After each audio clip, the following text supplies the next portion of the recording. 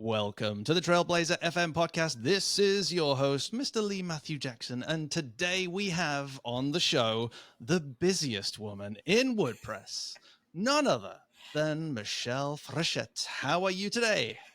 I am doing very well. Thank you for having me here. It's good to see you. It is wonderful to have you. And folks, if you want to know a little bit more about Michelle, you can check out meetmichelle.online. There will be a link in the show notes, because when I was thinking, how should I describe Michelle, I suddenly realized when I saw her bio that Matt Mullenweg was indeed correct. She is indeed the busiest woman in WordPress and has many different projects to her name. So go down that rabbit hole and enjoy, because there is a lot of good stuff on that website to explore. For the folks that don't have enough time to go through your website, could you please give us just a little bit of a bio so the folks who don't know you can get to know you a little bit? So my full-time job is I am the Director of Community Engagement for StellarWP at Liquid Web. And so I get to work with Cadence Theme and all of our different plugins, including GiveWP, the Events Calendar, LearnDash, and all of the others. There's like 7 of them. And so I always forget at least one. I apologize to my group, but you can head over to StellarWP.com if you're interested in learning more about that. But I do a lot of other things too, because I'm a 54-year-old woman who lives with 3 cats. And so I have plenty of time on my hands to get involved with things that I enjoy, including Lego, which you'll see behind me over here, a little bit of Lego. It's so fun, right? But also, I have a few side projects. I like to look at the community and see where are there gaps that I can help fill. And so a few years ago, Ali Nimmons and I founded underrepresentedintech.com. A few weeks ago, I launched WPspeakers.com, finding different ways to help the community within itself. So, for example, WPspeakers.com is because I, as a meetup organizer, am always looking for speakers to present to my group, because there's basically 15 of us that meet on a regular basis, and we've heard each other talk an awful lot over the years. And we don't 15 people can't encompass all of the information that all of us would like to learn. So I am fairly well connected in the WordPress community, and I can tap on friends and say, hey, would you have time to present to my group? But not everybody has that ability, right? Not everybody has a network that's global like that. And I don't know everybody. There's so many people who have so many interesting things to share. So I started to think, well, how could I build a list for myself? And then how could I build a list that others could use? And so that's just one example of finding a gap that can be filled to benefit the whole community. Underrepresentedintech.com does the same thing. Some of the WP Motivate is my podcast with Kathy Zant, where literally we just meet once a week and talk about whatever's on the top of our heads. Always try to frame things in a positive way and hope that it inspires other people within WordPress as well. So just some of those things are what I enjoy and kind of what motivates me to get up every day. That is awesome. Can we jump in a time machine a little bit and go all the way back to kind of your earliest experiences of WordPress as well, just so that we can see how you got engaged with both the product and also the community? Well, it's a story about spaghetti and massage, if you must know the truth. And that sounds very odd. But my best friend, and I worked in higher education for almost 25 years before I got into tech at all. And my best friend was a massage therapist, and I worked as the director of a massage school. And she said to me, there are so many people who graduate and don't know how to run businesses and be business owners. They've learned their craft, and then they're kind of turned out into the world and been like, go be successful, without any support system. And so she and I founded, it's no longer in existence, but we founded a nonprofit to help massage therapists be successful in business, have continuing education. And her husband, who worked in WordPress, said, I'll build you a website. We were so excited about that. This was in 2012. And so we started sending him the content. And he's like, whoa, ladies, I don't have enough time to actually like put the content in. I built you the frame. Here's your login. Figure it out. And that's, by the way, every web developer's dream, isn't it? Like, hey, I've got you started. Off you go. Yeah, because we weren't paying him. Maybe she was paying him in massage and spaghetti, but the whole idea was that we just had to log in and figure it out. So I logged in, and it was kind of like I equate it to when Dorothy opens the door and she goes from like sepia tones and black and white, and all of a sudden there's this technicolor world of wow. And but the music playing in my head was the Willy Wonka like dream stuff, right? So I was like, this is a mishmash of all the wonderful things, that movies that I saw growing up. So I here I am logged in, terrified that I am going to press something or click something and the whole site's going to implode. That did not happen. I started to put information on the home screen. I pressed publish or update, I think at that point, and it was like I like quick like switched over to look at the home page, and I was like, it's there. I just put information on the internet that other people will see. It was so heady. It felt so important. Literally nobody saw it, right? At first, right? We had to do the marketing and do all the things that go behind it. But the idea that you could publish something and other people were privy to the information that you just shared was incredibly exciting to me. And so I thought, I love this. I had an MBA in marketing, of all things, and e-commerce, where we had just built little HTML sites. So I didn't have any idea what this WordPress stuff was. So I said to her husband, I really like this. I understand buying a domain and I understand hosting, but how do I get my domain into WordPress and hosting? I didn't understand what that whole process was. This huge, like, brick wall in between, like, purchasing a domain. And so he said, tell you what, Christine's working nights this week. If you come over and make dinner for us and the kids, I will then show you what you need to do to be able to go from, having a domain to having a website. So I went over and made spaghetti, and we all ate spaghetti, and then the kids cleaned up while he showed me. Basically, like, I wish I still had it, a little piece of paper that had 4 things written on it, and one of them was, don't forget to change the salt keys, and which we don't, one button installs now. Nobody even remembers what salt keys were, probably back then.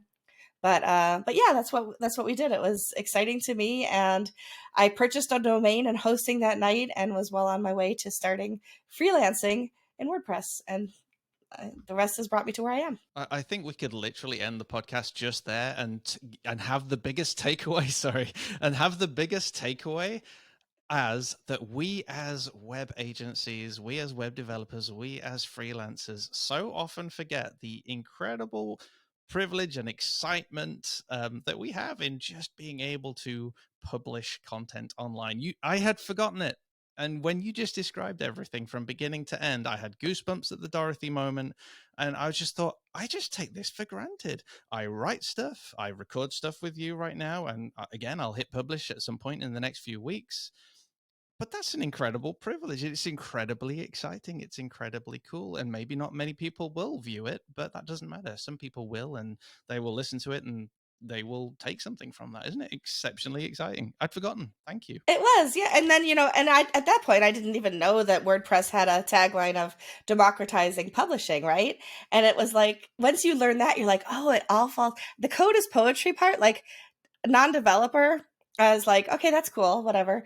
But the democratizing publishing part was truly inspiring to me, to know that unless you're in a country that like completely locks down the internet, right? And there are some, but the rest of the world is able to create without very much expense, right? Yes, you could go to wordpress.com and create a whole site with no expense. I think sometimes when we say you can build a WordPress site for free, it's a little bit of like a free puppy, right? Like, well, yeah, I can, but if I really want to do what I want to do, I've got to pay for hosting. I might have to pay for some plugins or a theme. So my free puppy, just the vet bills just went up on it, right? So WordPress can be a little bit like a free puppy, depending on how much you're willing to and want to invest in making it bigger and better, etc. But you can absolutely, with WordPress.com at least, create for free, and I think that that's a beautiful thing. I was just remembering the free dog that my mum got, of which she then had to pay for an extensive amount of dental treatment for, which was that was a big surprise. I did tell her not to get the puppy. Mum, you should have listened. But anyway, no worries. Well, it sounds like then you were exposed to the world of publishing, the world of WordPress, and you've started to hone some skills. You've connected domain and hosting. You now know that you definitely need to have some unique salt keys. Very, very important. I think we'll again forget those nowadays. I think it's all pretty much generates itself now. But at what point did you then start to find that there was a community behind this? Because right now this is just you making spaghetti and learning on your own, and a project with your partner there. At what point, where was the exposure to the community? Where did you find this incredible group of people that we're all now part of? Yeah, so Rob was his name, but the spaghetti guy. And he said, "Oh, by the way, we have a meetup in Rochester where we talk about WordPress, and you might want to attend because you might learn a few things." And so I said, "Well, when's the next one?" And they were very bad about organizing. By the way, it was like, "Hey, we haven't had a meetup in a while. Why don't we have one next Tuesday? Everybody make it. All right, this is where we're going to be." So I went to my first meetup, and I was the only woman in the room. The lights were dimmed so that you could see what was projected on the screen, and they were talking about um, they were talking about Inspect Elements, CSS. They were talking about DigitalOcean. They were talking about all of these things that were like so over my head of having just like worked on my first site. And I was like, well, maybe this isn't for me. It feels like more of a like tech bro kind of event. And so I didn't go back to another one for almost 2 years. At which point he said, you really should come back. That was an outlier. Most of the time we have topics that I think would appeal to you. So I started going back, but it was so erratic as when they would have meetings. And then he said, does anybody else want to take over like planning and coordinating these meetings? And I was like, if it means we have them regularly and I know when to plan on them, I'll do that. And so I have been coordinating the Rochester meetup for, oh gosh, probably 8 years at least at this point. And we have a regular meeting first Monday of every month. And we know what the topics are in advance. It's not just kind of a show up and learn. And if it is going to be a show up and just kind of share and whatever, that in advance as well. And so it's, and of course, over the last 3 years, we've been online, but that's actually given us opportunity to learn from more people and have more people join us, which has been very good as well. So I would say that's kind of was like my gateway into it. And then he said, hey, I just came back from whatever WordCamp he'd been to. If you ever think about it, you should go to a WordCamp sometime. And I was like, what's a WordCamp, right? So then I'm like online searching what WordCamps are. And WordCamp Buffalo was coming up. And it was, I think this was 2015. And so I went to my first WordCamp, and I remember tweeting and posting on Facebook that I was at WordPress camp because I still didn't quite understand what was going on. And at the end of that day, like mind blown, because back then it was $20, right, for a full day, including like coffee and lunch and an after party. And I was just like, this is amazing. And I remember them saying, there's 50% women here. This is the first time we've ever had like a clean split of like 50% women showing up. Now, there weren't 50% women presenting yet, but there were 50% women actually at the event. And I was literally left that day so excited. And I was like, when is the next one? Where can I go? 2 months later, I was at WordCamp Toronto learning there. And I had been bit by the WordCamp bug. And now, I don't know, 60, 70 camps later, after all these years, I absolutely will drive to anything that's close enough and attend, speak, help organize, lend my lend a hand, volunteer, whatever I can do to help other WordCamps succeed as well. So that's incredible. 50-50 in the room. I know for myself, my very first Agency Transformation Live event, I really tried to get a good representation of everybody there. And we did manage to get about 60-40 in the room. So it was 60% male, 40% female. And again, with the show itself, the actual podcast itself, that's been something I've really battled with for many years. I think you used the word kind of bro earlier on. And in the very early stages of my own experience with the WordPress community, it did feel a very bro environment, very male orientated. And again, we were all kind of gathering around computers, looking at code and making things do things that they weren't meant to, and getting all very excited about that. But it's incredible to hear that. But again, I guess it kind of sorry, I'm stuttering over my words here, but it makes you wonder, how can we make WordPress even more inclusive? How can we learn the lessons from that event that did manage to get 50-50, at least in the room rather than just on stage? What sort of lessons do you think we have to that we can draw from that, sorry, to make the WordPress community more inclusive? Well, we know that when people see themselves in the event, so you see the event coming up and you look at the speakers, you look at the organizers, if you can see representation of who you are, you're much more likely to attend and much more likely to engage. So having more diversity and underrepresented people included in all aspects of a WordCamp, for example, is super important. So if your organizers are 20% women and all white, you are less likely to appeal to an audience of women and underrepresented folks. So it's really important to have representation at all levels of the things that we're doing. Is it easy to do that? Not necessarily, because we have a history of not doing that. And so it does present some challenges. I've recently pointed out in some areas where there is less inclusivity and come under fire for it a little bit, but also opened up conversations. And I'm willing to be the person. I'm willing to be the maverick, if you will, the trailblazer, who like points things out. And I love the phrase "suffers the slings and arrows." I don't even know if it's biblical or if it's Shakespearean or what it is, but I have broad shoulders. I have thick skin. If I can like be the ice breaking boat that opens up the waters for other people to follow behind me, I'm willing to do that because I think it's important that people see themselves and have opportunities. And one of the things that I've said over and over and over again is that when you have inclusivity at the top levels of an organization, whether that be your business or whether that be your local meetup or whatever the organization is, you actually will appeal to a broader audience for even your sales and marketing. If people see themselves in your team, and if your team is able to represent who they are going to bring more ideas to the table that will appeal to that broader audience. I often talk about the fact that like in the 60s, advertising for women's products, which were considered women's products, I'm not saying they are now, of course, but vacuum cleaners, Frigidaire, like all of those things appeal to men. Like she'll find it so awesome if you give her a vacuum cleaner for Christmas, right?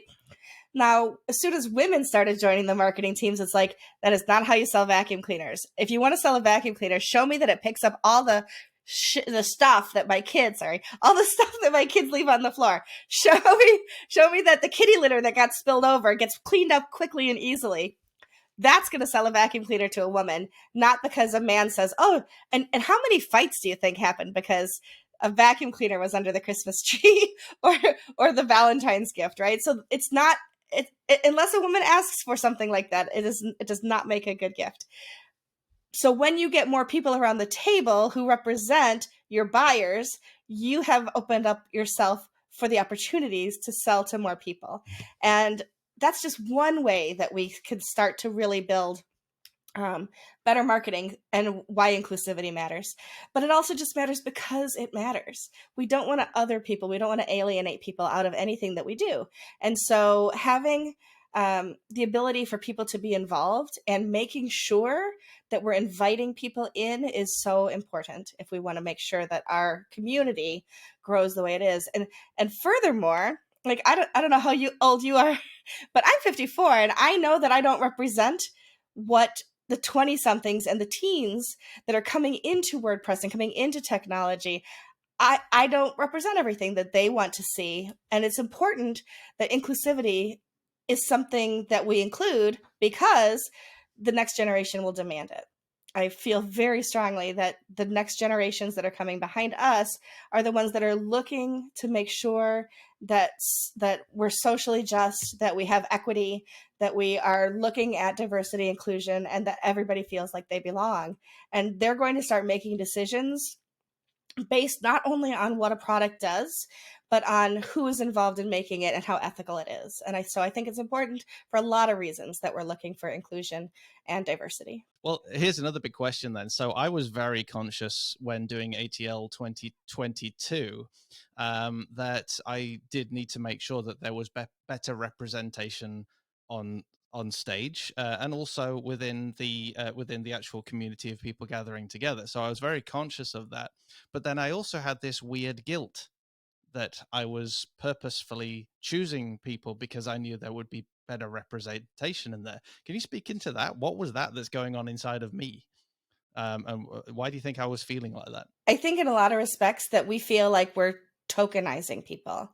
So like if I'm only looking to bring somebody in because they have brown skin and I'm not looking at who the complete person is, we can't tokenize people and say, I just need more brown faces on stage. And oh, you'll do. Come on, tell us what you have to talk about. Right? I mean, it's that's never the right way to do it. The right way is to find people who are absolutely qualified who also meet those diversity and inclusion. So some of the things that we look at, right? So it's not enough to say anybody can apply, right? So I have an application out there. Anybody can apply. I'm not stopping Black people from applying to my event, for example. But it's not enough to do that. You actually have to invite people. You have to say, I would love to have you speak. Will you please apply? And let's talk about topics. And, or I know somebody that's really good speaker and I could reach out to them and say, I'd love to have you at this event.